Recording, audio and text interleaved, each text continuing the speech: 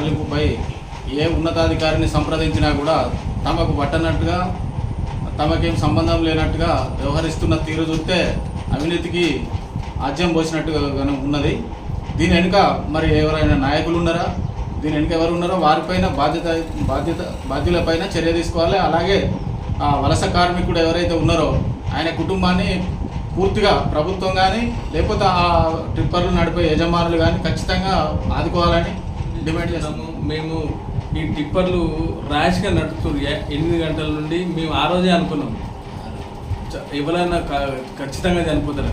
వాస్తవానికి ఆ రోజు ఒక 10 మంది దాకా చనిపోయేటోళ్ళు. ఇది మన ఆంజనేయ టెంపుల్ దగ్గర అంటే అనుభవం లేని పిల్లలతోని డ్రైవింగ్ చేసుకుంటూ ఈ అక్రమ మట్టిని తరలిస్తూ యథేచ్ఛగా ఇప్పుడు కొందరు నాయకులు డబ్బుల కొరకు ఇట్లా పాపం వలస కూలిగా వచ్చి ఆయన కూలి కొరకు వచ్చి ఇక్కడ చనిపోవడం జరిగింది. ఆ కుటుంబాన్ని వెంటనే ఈ టిప్పర్లు ఎవరైతే మట్టిని తరలిస్తున్నారో అతనికి 20 లక్షల రూపాయలు ఖచ్చితంగా ఎక్స్గ్రేషియా చెల్లించాలని మేము డిమాండ్ చేస్తాము.